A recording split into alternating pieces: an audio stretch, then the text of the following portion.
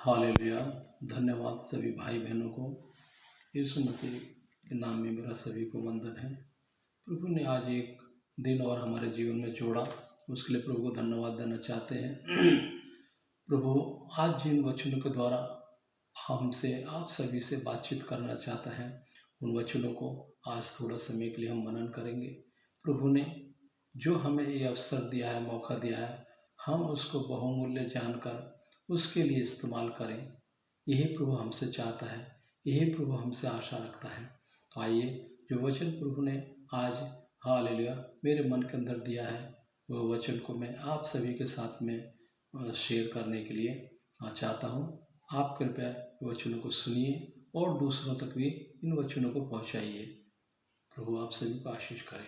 वचन हम देखेंगे, आज का वचन है इफिसियों 2:13-14। पहले हम देखेंगे। जैसे यहाँ पर लिखा है, पर अब मसीह यीशु में तुम जो पहले दूर थे, मसीह के लहू के द्वारा निकट हो गए हो, क्योंकि वही हमारा मेल है, जिसने दोनों को एक कर लिया और अलग करने वाली दीवार को जो बीच में थी ढा दिया।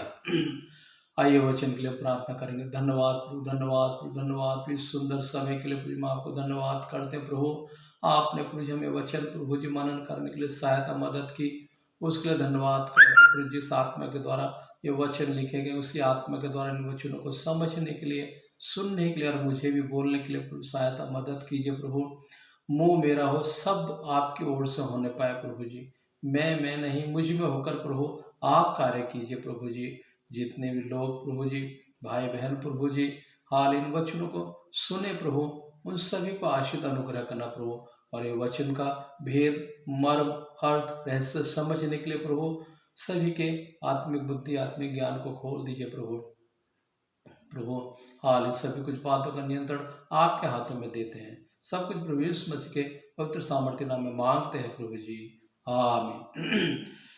देखिए प्रभु जैसे आज हमसे वचन के द्वारा बातचीत कर रहा है, पर अब मसीह यीशु में तुम जो पहले दूर थे, मसीह के लहू के द्वारा निकट हो गए हो, क्योंकि वही हमारा मेल है, जिसने दोनों को एक कर लिया और अलग करने वाली दीवार को जो बीच में थी ढा दिया। प्रभु पर अब मसीह यीशु में तुम जो दूर थे, मसीह के लहू के द्वारा निकट हो। पहले हम दूर थे, परमेश्वर के पास पहुंचने के लिए हमको तरह तरह के बलिदान चढ़ाने पड़ते हैं। पुराने नियम को जब आज हम देखते हैं, आज भी हम दूसरे लोगों में देखते हैं, तो अपने पाप के लिए पशु पक्षी का बलिदान चढ़ाया करते थे। आज भी हो रहा है, लेकिन वो बलिदान से हमारे पाप क्षमा होते थे क्या? परमेश्वर के हम नजदीक जाते थे क्या?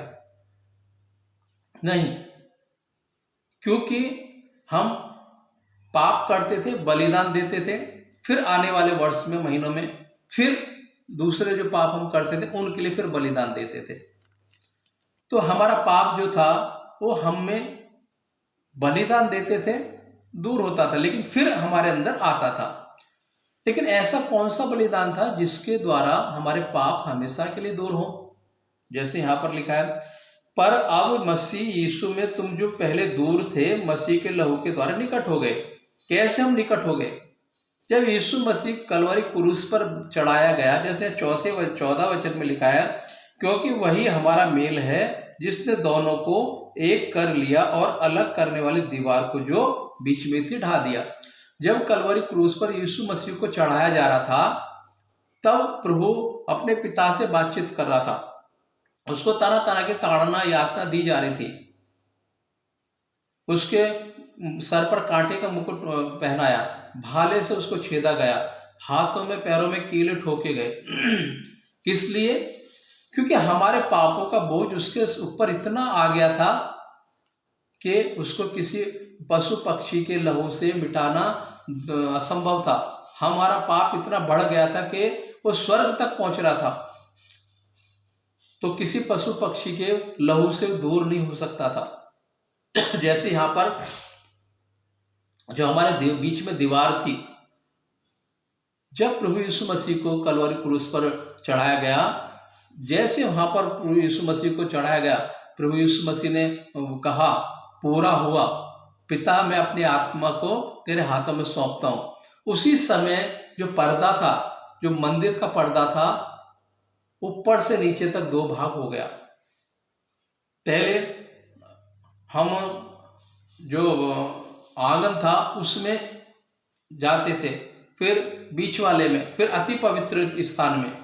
लेकिन अब यीशु मसीह के लहू के द्वारा जो कलवरी क्रूस पर उसने बहाया, अब डायरेक्ट हम पवित्र स्थान में जाने का मार्ग रास्ता यीशु मसीह की क्रूस की मृत्यु के द्वारा खुल गया। लेकिन हमको जो रास्ता प्रभु ने खोल के दिया है, वो रास्ते में बने रहते हैं क्या, या बने रहे हैं क्या? जैसे यहां पर लिखा है, क्योंकि वही हमारा मेल है जिसने दोनों को एक कर लिया। दोनों कौन? पिता से जो हम दूर थे, वो दूरी को किसके लहू के द्वारा, किसकी मध्यस्थता के द्वारा खत्म कर दिया? यीशु मसीह के लहू के द्वारा। यीशु मसीह हमारे लिए मध्यस्थ बना, तो पिता से हमारा मेल मिलाप हुआ। जो कि वो पर्दा जो हमारे बीच में पड़ा था, जो कि हम वहां अति पवित्र स्थान में नहीं पहुंच पाते थे, वो पर्दे को प्रभु यीशु मसीह की मृत्यु के द्वारा दो भाग कर दिया। अब हमारे वहां पर मेल मिलाप होता है। जैसे यहां पर क्योंकि वही हमारा मेल है जिसने दोनों को एक कर लिया और अलग करने वाली दीवार को जो बीच में थी ढा दिया। कौन सी दीवार? जो पर्दा पड़ा हुआ था। जब यीशु मूसा जब 10 आज्ञाओं को लेकर आ रहा था, तो उसका चेहरे पे पर्दा डाल के वो आ रहा था, क्योंकि इतना तेज था, लोग उसको देख नहीं पाते थे। लेकिन आज वो पर्दा हट गया है। पुराने नियम जब हम पढ़ते हो तो पर्दा पड़ा रहता है, लेकिन नया नियम में वो पर्दा हट गया, क्योंकि कलवरी क्रूस की मृत्यु के द्वारा वो पर्दे को यीशु मसीह ने हटा दिया है। अब हम यीशु मसीह के माध्यम के द्वारा पिता से प्रार्थना कर सकते हैं, पिता के पास जा सकते हैं, अपनी बातों को बोल सकते हैं। किसके? यीशु मसीह के नाम से। वचन में लिखा है, तुम मेरे नाम से जो पिता से मांगोगे तुम्हें दिया जाएगा, मिलेगा। तो हम किसके नाम से प्रार्थना करते हैं? यीशु मसीह के नाम से। तो यीशु मसीह के नाम से जब हम प्रार्थना करते हैं तो पर्दा वो हट जाता है, क्योंकि वो पर्दा जो पड़ा हुआ था हमारे बीच में, वो कलवरी क्रूस की मृत्यु के द्वारा प्रभु ने हटा दिया। जब वो पर्दा हट गया है तो हम कैसा हमारा जीवन होना चाहिए, उसको कैसा व्यतीत करना चाहिए? एक वचन हम देखेंगे इफिसियों का 2:2, जिसमें तुम पहले इस संसार की रीति पर और आकाश के अधिकार के हाकिम अर्थात उस आत्मा के अनुसार चलते थे, जो अब भी आज्ञा ना मानने वालों में कार्य करता है। जो अब भी जो प्रभु का आज्ञा का उल्लंघन करते हैं, नहीं मानते, आज भी वो उसमें कार्य कर रहा है। आज्ञा क्या है? प्रभु ने अभी बलिदान खत्म कर दिया है, अभी कोई बलिदान नहीं है, क्योंकि उसने एक ही बार अपने आप को बलिदान देके वो बलिदान की प्रक्रिया को दूर कर दिया हमारे से। अब कोई बलिदान बाकी नहीं रहा है। अब हमें क्या बलिदान देना है? अपना स्तुति आराधना का बलिदान, प्रार्थना का बलिदान। हम लोगों को जो सुसमाचार सुनाते हैं प्रभु यीशु मसीह का, वो बलिदान। यीशु मसीह हमारे लिए क्रूस पर चढ़ा हमारे पापों के लिए। अगर हम ऐसा किसी को बोलते हैं तो ये हम बोलने के द्वारा वो बलिदान चढ़ाते हैं। जैसे यहां पर लिखा है, जिसमें तुम पहले इस संसार की रीति पर और आकाश के अधिकार के हाकिमों अर्थात उस आत्मा के अनुसार चलते थे, जो अब भी आज्ञा ना मानने वालों में कार्य करता है। किन्होंने आज्ञा नहीं मानी? प्रभु यीशु मसीह मिस्र से इजरायलियों को लेकर आ गया, वहां से आजादी दिला दी, लेकिन उन्होंने उस प्रभु की आज्ञा को माना, मूसा की आज्ञा को माना। जो परमेश्वर ने मूसा को आज्ञा दी थी, वो आज्ञा मूसा उनको बता रहा था, लेकिन मूसा को कुड़कुड़ा रहे थे। आज भी प्रभु ने हमारे पापों को अपने ऊपर उठा लिया है, लेकिन हमें प्रभु ने आज्ञा दी है, तू चोरी मत करना, तू लालच मत करना, तू अपने माँ पिता का आदर करना, उनको तुच्छ मत जानना, तू दूसरे की वस्तु का लालच मत करना। अगर ये सारी बातें हमारे अंदर हैं तो हम वो आज्ञाओं का उल्लंघन कर रहे हैं, पालन नहीं कर रहे हैं। तो आज भी हम आत्मा के अनुसार चलते हैं। तो जिनमें तुम पहले ही संसार की रीति पर हम सब काम करते थे, संसार की रीति पर चलते थे। जैसे यहाँ पर लिखा है, आकाश के अधिकार के हाकिम और अर्थात उस आत्मा के अनुसार चलते थे जो अब भी आज्ञा न मानने वालों के जीवन में कार्य करता है। हम आज्ञा ना मानने वाले हैं कि आज्ञा मानने वाले हैं, पहले तो हमें सोचना होगा। अगर हम आज्ञा मानने वाले हैं तो वचन जैसे जैसे हमें बताता है हमें उसके अनुसार चलना है, अपने जीवन को व्यतीत करना है। अगर हम नहीं हैं तो हम उनकी तरह हैं जो उस समय आज्ञा ना मानने वाले थे। प्रभु की आज्ञा को नहीं माना तो कितने लोग मिस्र से जो आए थे पूरे वहां पर पहुंचे क्या? जो वायदे का देश था, आशीष का देश था, वहां पहुंचे क्या? नहीं, सिर्फ 2 ही लोग पहुंचे। उन 2 लोगों ने आज्ञा मानी, यहोशू और कालेब। तो हमें आज्ञा मानने वालों में होना है कि नहीं मानने वालों में? क्योंकि जिन्होंने आज्ञा नहीं मानी तो वो तो प्रतिज्ञा के देश को नहीं पहुंचे। तो हमें वो आज्ञा मानकर वो देश को पहुंचना है या ना मानकर हमें नरक में जाना है। तो हमें आज ये सारी चीजों को सोचना पड़ेगा, समझना पड़ेगा। एक वचन और हम देखेंगे, इफिसियों का 2:17।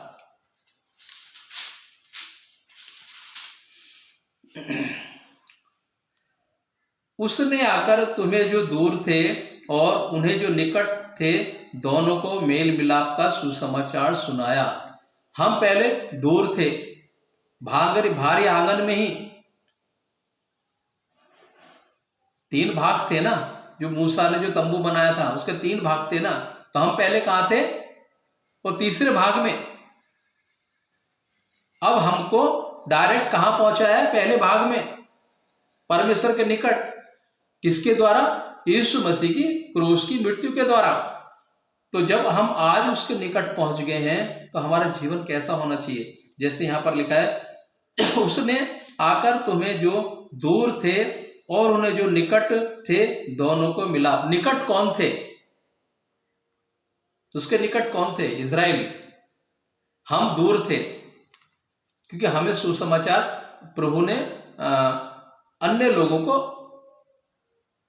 पौलुस के द्वारा सुसमाचार आया। प्रभु किसके लिए आया था? इजरायली लोगों के लिए आया था। निकट वही थे, लेकिन उन्होंने यीशु मसीह को स्वीकार नहीं किया।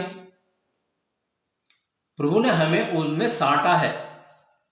एक अच्छी जैतून में प्रभु ने हमको, अन्य लोगों को साटा है। अब हम उसके द्वारा हम परमेश्वर के करीब पहुंचे हैं। किसके द्वारा? यीशु मसीह के द्वारा। क्योंकि जो काठ पर चढ़ाया जाता है वो शापित है, हमारे लिए वो शापित बना। जो पहले हम शापित थे, लेकिन हमारे पाप को, श्राप को उसने अपने ऊपर लेकर वो खुद शापित बन गया, हमारे लिए अपने आप को बलिदान कर दिया। अब दंड की आज्ञा हमारे ऊपर नहीं है। क्यों? क्योंकि उस मसीह ने हमारे लिए वो दंडित हो गया। तो हम क्या पाप करते रहना चाहिए निरंतर हम? क्योंकि अब हम ऐसे सोचें कि नहीं, अब तो हमारे पाप क्षमा हो गए तो हम पाप करते रहना चाहिए?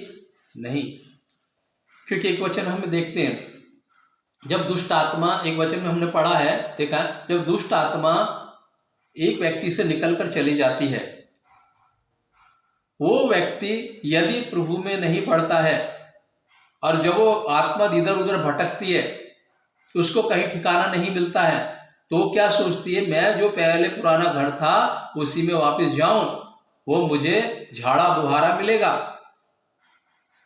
क्योंकि वो उसको कहीं जगह नहीं मिल रही है।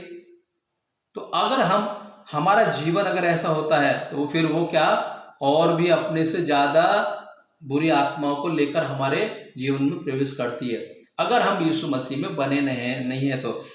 जैसे यहाँ पर लिखा है, उसने आकर हमें, तुम्हें जो दूर थे और उन्हें जो निकट थे दोनों को मेल मिलाप का सुसमाचार सुनाया। दोनों को सुनाया, इजरायलियों को भी और जो हम दूर थे पहले हमको भी।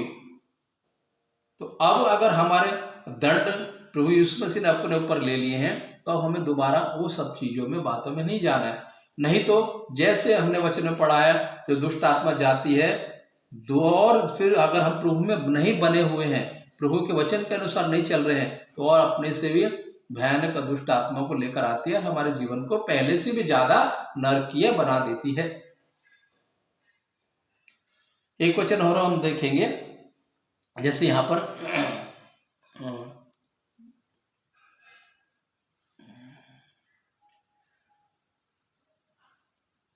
कुलुस्सियों 1:20।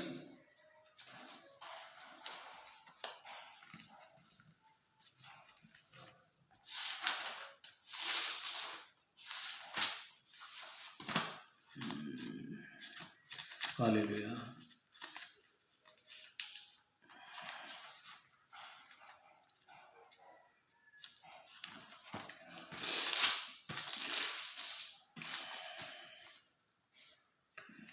और उसके क्रूस पर बहे हुए लहू के द्वारा मेल मिलाप करके सब वस्तुओं का उसी के द्वारा से अपने साथ मेल कर ले, चाहे वे पृथ्वी पर की हो चाहे स्वर्ग में की हो।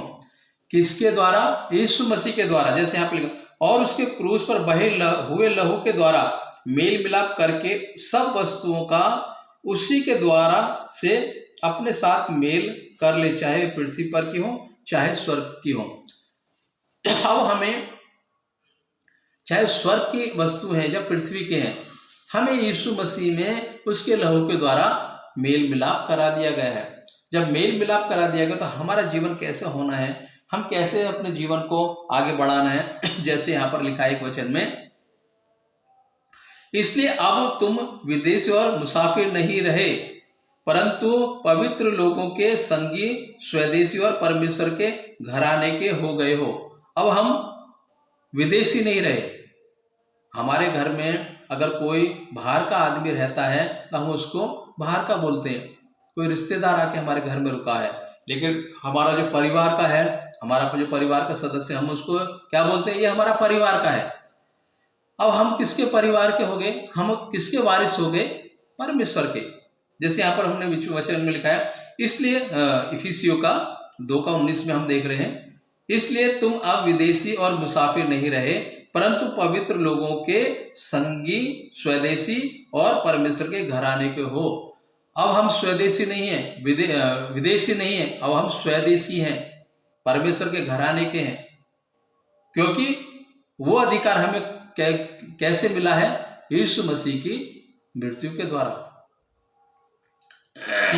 जैसे कि ऊपर जो इफिसियों का 15 में भी हम देखते हैं, और अपने शरीर में बैर अथवा वह व्यवस्था जिसकी आज्ञा विधियों की रीति पर थी मिटा दिया, कि दोनों से अपने में एक नया मनुष्य उत्पन्न करके मेल करा दें।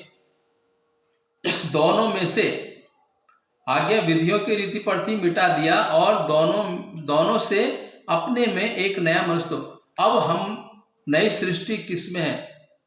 एक नया मनुष्य तो हमें हमारे अंदर बनना जरूरी है।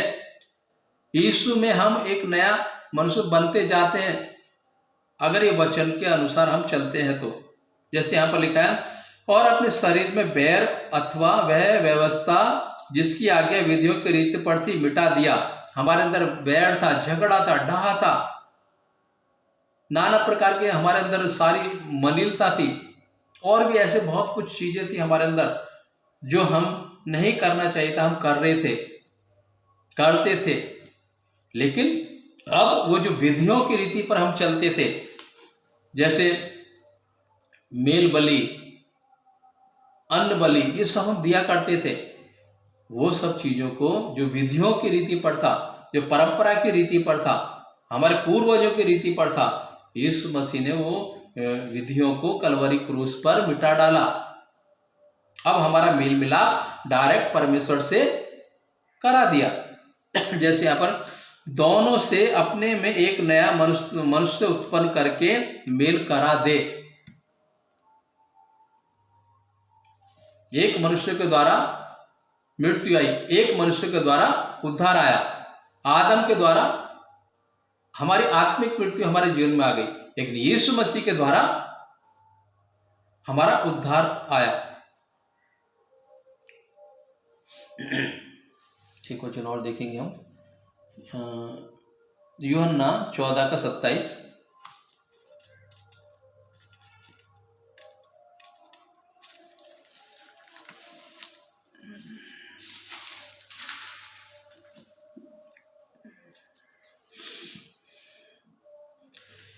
मैं तुम्हें शांति दे जाता हूँ, अपनी शांति तुम्हें देता हूँ। जैसे संसार देता है मैं तुम्हें नहीं देता। तुम्हारा मन व्याकुल हो, तुम्हारा मन ना व्याकुल हो ना डरे। अब हमारे अंदर शांति क्या, हमारे अच्छी नौकरी से हमें शांति मिलती है, अच्छा खाने से हमें शांति मिलती है, अच्छा घर हमारा होने से शांति मिलती है, अच्छा परिवार होने से हमें शांति मिलती है, हमारे पास ज़्यादा धन दौलत होने से शांति मिलती है। अगर ऐसा है तो आज जितने भी धनी हैं वो, उनके अंदर शांति है क्या? वो शांति से सो पाते हैं क्या?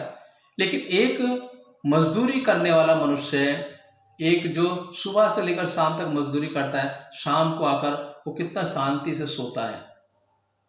क्या ऐसी शांति हमारे अंदर है? क्या पैसे से हमारे अंदर शांति आएगी? जैसे एक वचन में लिखा है, एक व्यक्ति ने इतना कमाया कि उसको रखने के लिए जगह नहीं है। अब वो अपने उस धन को उस अनाज को जो भी उसने उत्पन्न किया है रखने के लिए अपने जो बखार हैं, जो उसके खत्ते, उनको बड़ा बना रहा है। लेकिन परमेश्वर क्या बोला है, अगर इसी रात अगर तेरा प्राण ले लिया जाए तो इसका क्या करेगा तू? तो हमें धन वैभव इन सारी चीजों से हमें शारीरिक सुख मिल सकता है, लेकिन आत्मिक शांति हमें परमेश्वर के वचन के द्वारा ही मिलेगी। क्योंकि जैसे यहां पर लिखा है, मैं तुम्हें शांति दिए जाता हूं, अपनी शांति तुम्हें देता हूं। जैसे संसार देता है मैं तुम्हें नहीं देता। संसार की रीति पर हमें शांति चाहिए तो हमारे ये जो हमारी सुख सुविधा हमारे जीवन में प्रभु दी है, क्या वो हमें शांति देती है क्या? अगर एक हमारा घर है, वो घर मिलने के बाद हमारा मन संतुष्ट होता है क्या? हम और एक घर के लिए कल्पना करते हैं। या एक गाड़ी हमारे पास है तो हम और दूसरी गाड़ी के लिए कामना करते हैं, तो हमें शांति मिलती है? नहीं। अगर हमारा मन शांत है तो जो प्रभु ने हमें दिया है उसमें हमें संतोष के साथ रहना है, शांति के साथ रहना है और उसको स्वीकार करना है। लेकिन हम ऐसा नहीं है हमारा जीवन। लेकिन अगर प्रभु का वचन हमारे अंदर है तो जैसे यहां पर लिखा है, जैसा संसार देता है मैं तुम्हें नहीं देता। तुम्हारा मन ना व्याकुल हो ना डरे। हमें किसी बात में डरना है, क्योंकि जब हमारा सहायक परमेश्वर है, हमारा दृढ़ हमारा परमेश्वर है, हमारा ऊंचा गढ़ हमारा परमेश्वर है। प्रभु ने अनेकों जगहों में लिखा है, हर उसमें लिखा है, डरो मत डरो मत। ये डर कौन लाता है हमारे अंदर? शैतान, ताकि हम उस सिद्धता को ना पहुंचे। एक वचन और थोड़ा हम देखेंगे, 1 कुरिन्थियों 12:13।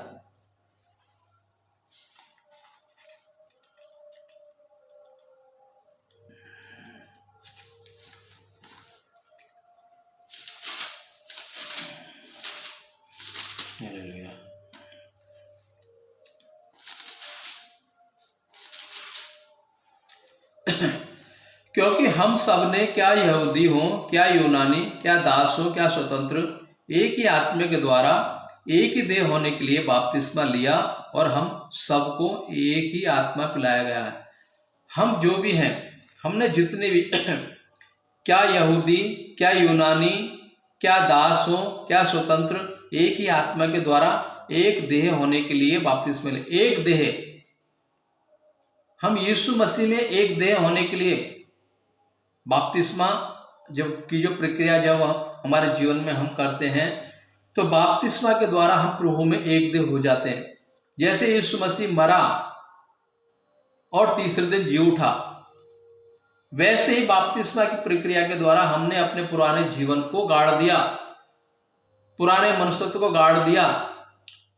प्रभु यीशु मसीह को जाने बिना हम जो करते थे वो सारी चीजों को हमने दफना दिया। अब यीशु मसीह में हम नई सृष्टि है। नई सृष्टि है तो हमें पुरानी चीजों को वापस हमें हमारे जीवन में करना है।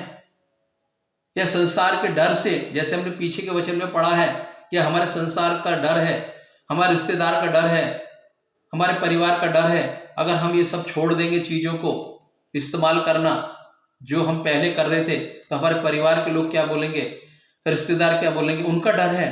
अगर उनका डर है तो फिर आप नई सृष्टि नहीं बने हो। जैसे प्रभु ने पिछले वचन में कहा है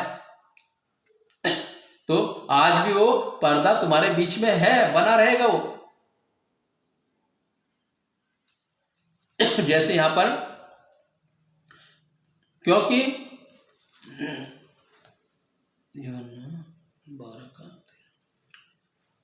क्योंकि अब सब ने, क्या यहूदी हो क्या यूनानी, क्या दास हो क्या स्वतंत्र, एक ही आत्मा के द्वारा एक देह होने के लिए बपतिस्मा लिया है। यीशु मसीह में हम एक देह होने के लिए, अगर यीशु मसीह में हम एक देह बनना है और हमारी देह, हमारा जीवन यीशु मसीह में निरंतर एक देह बनते जाना है, तो हमने जो बपतिस्मा लेने के समय जिन चीजों को छोड़ दिया है, दोबारा से उनको परिधान नहीं करना है, दोबारा से उनको अपने जीवन में लागू नहीं करना है, नहीं पहनना है।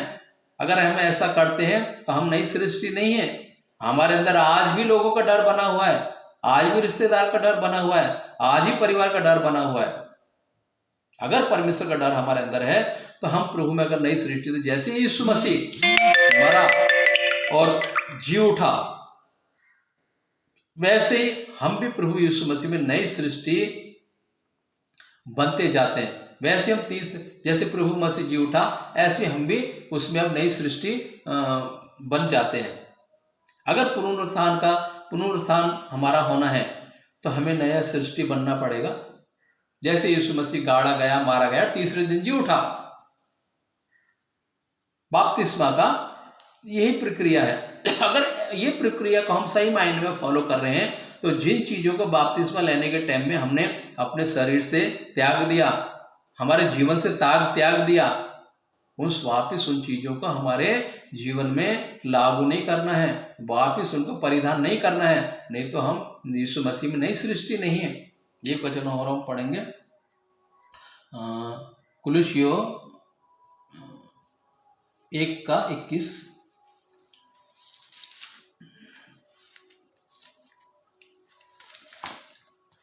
हालेलुया, स्तोत्र।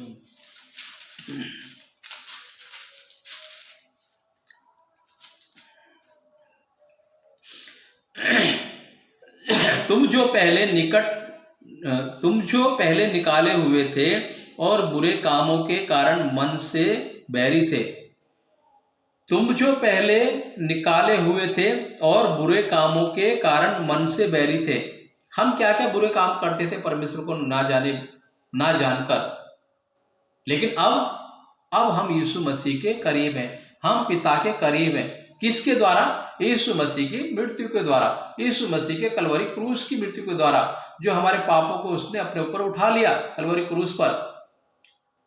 अगर हम उसमें, जैसे यहाँ पर लिखा है, तुम जो पहले निकाले हुए थे और बुरे कामों के कारण मन से बैरी थे, आप प्रभु से दूर थे, लेकिन यीशु मसीह की मृत्यु के द्वारा और बपतिस्मा के द्वारा, बपतिस्मा एक खाली एक शरीर को साफ करना नहीं है, धोना नहीं है।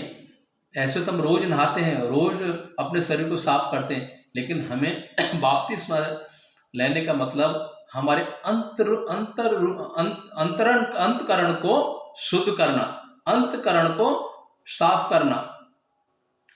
जैसे यीशु मसीह तीसरे दिन जिलाया गया, वैसे हम भी यीशु मसीह में नई सृष्टि होकर जीवन व्यतीत करना है। तो क्या हम बपतिस्मा लेने के बाद भी हम उन चीजों को कर रहे हैं? तो हम, जैसे यहाँ वचन पे, तुम जो पहले निकाले हुए थे और बुरे कामों के कारण मन से बैरी थे। हम बुरे काम क्या क्या कर रहे थे? वो सब हमने बपतिस्मा लेने के पहले हमने परमेश्वर के दासों के सामने वचन के अनुसार उनको कबूला है। आज से मैं ये सब कामों को नहीं करूंगा, ये सब चीजों को छोड़ूंगा। तब परमेश्वर के दासों ने आपको बपतिस्मा दिया है। लेकिन बपतिस्मा लेने के बाद में फिर वो काम को हम कर रहे हैं या आप कर रहे हो, फिर उन चीजों का हम परिधान कर रहे हैं अपने जीवन में। उन चीजों को जो हमने छोड़ दिए, फिर से उनको हम अपने जीवन में लागू कर रहे हैं, तो हम नई सृष्टि नहीं है, प्रभु में हम नई सृष्टि नहीं है। जैसे यहां पर एक वचन में लिखा है, कुलुस्सियों 2:14,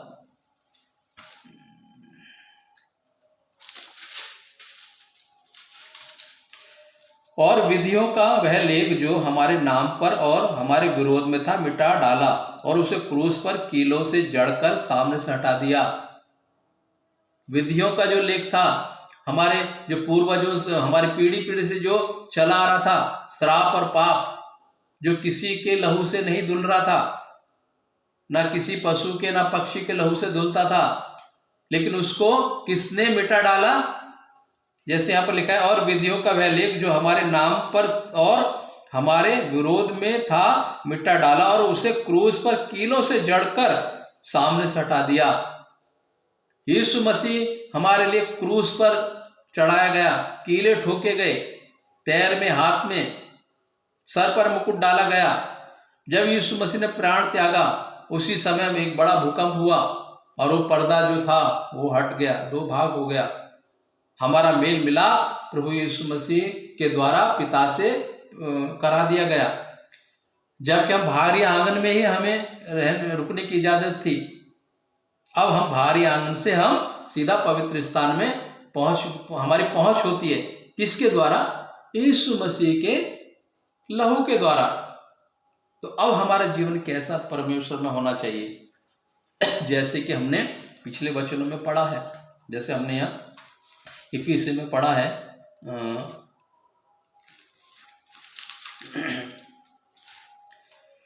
पर अब मसीह यीशु में तुम जो पहले दूर थे, मसीह के लहू के द्वारा निकट हो।